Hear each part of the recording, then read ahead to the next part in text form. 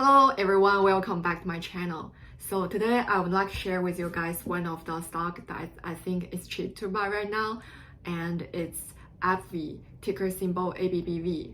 So AbbVie is a biopharmaceutical company, and it has provided advanced drugs for specific areas like immunology, cancer, etc. The reason I have paid attention to this stock is because recently I heard a story that 7 years ago, a lady named Grace Gruner, she has purchased 3 shares of ABBV stock, and the value is $180. Now the beginning $180 becomes $7 million. So that's quite impressive. How much dividends the company paid, the stock has growth, and also the power of compounding. So after I hear the story from $180 to $7 million, I become very interested in this stock. So I did some analysis and collected some bulls and bear opinions, and I want to share with you guys. If you are also interested in ABBV stock, please keep watching. So the first bull opinion is one of the major drug called Humira. Humira is the drug that is specific for the immunology diseases, and it's the #1 selling drug in this category. And because the company has get so much revenue from this drug, it accounts to around 50% of the revenue and around 70% of the net profit, because this drug has a higher profit margin. Currently, because this drug has patent protection, it can sell at a higher price compared with its competitors. So that leads to the first bull opinion, is that with the advantage of patent protected medicine, the company can expect a stable revenue source. So because Humira's patent will expire in 2023, so a lot of investors may worry about whether the company can generate stable revenue after that. So that leads to the second bull opinion, is that apart from the immunology drugs, the company also have some cancer drugs can also bring sustainable revenue. For example, the cancer drug Imbruvica is the next biggest sales contributor. That can lead to the sales of $6 billion when we are considering that the total revenue for the company per year is around $30 billion. $6 billion is one of the crucial parts. And other than the cancer drugs, there's other drugs that in the pipeline, and the approval of new drugs like the drug for the blood cancer can also help the company to lead the stronger position. And the third bull opinion comes to the recent acquisition of Allergen.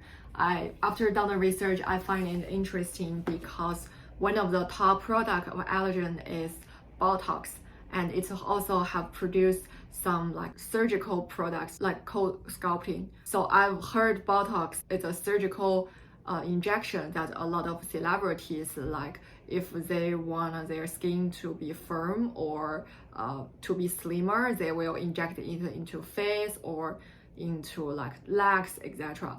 And I heard it's very popular among the celebrities and rich people. I saw the news that a lot of female celebrities, they spend around millions of dollars a year on the skincare and the surgical process. And because of the social media, there is more and more trend that people liking to try the new things, that they think they can be a better version of themselves. So I think that's one of the advantage in the long run.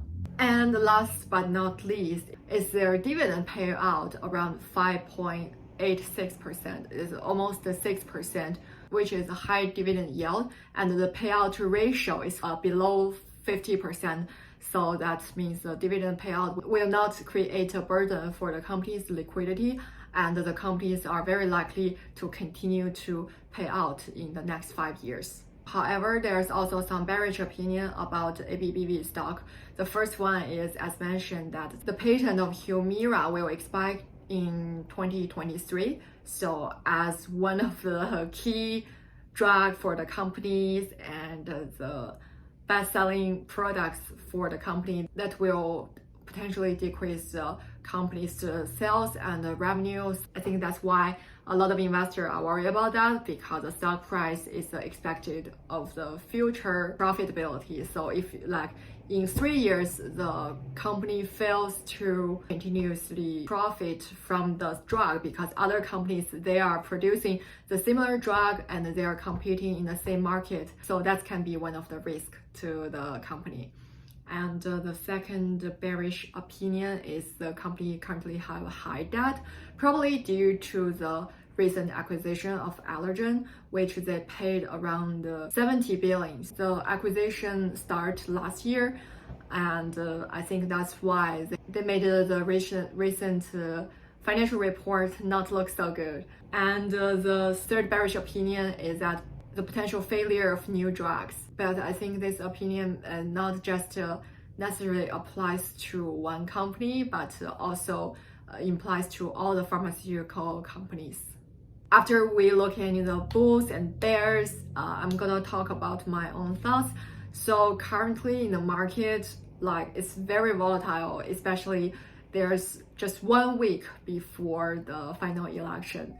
And like yesterday, the stock market dropped 3 to 4%, and today I also saw that the social media tech company has pulled up. The market has been very volatile, and even though some of the good stocks like Apple and Amazon has dropped, it hasn't dropped to my safety zone to make the investment. So currently my strategy is to find some cheap stocks to invest and hold it for long term, and also like pay attention to the dividend stock that can continuously pay out dividends even though they didn't have a lot of growth for now. But that's some of the strategies I have now. And recently I've invested in some like pharmaceutical companies like Pfizer, Merck, and Gilead. I find that this industry, they are not affected by the economic cycle. Like even in the depression, these products are necessity to people. Like if people have the disease, they would need those products in their lives. Rather than comparing with some other product, it may not be the necessities. Yeah, currently investing in the stocks that would probably not affected by the election, or investing in the dividend stocks to expect a certain dividend payout is my strategies. And I also would like to hear what you guys' strategies right now. So thank you guys for watching, and I will see you guys in my next one. Bye.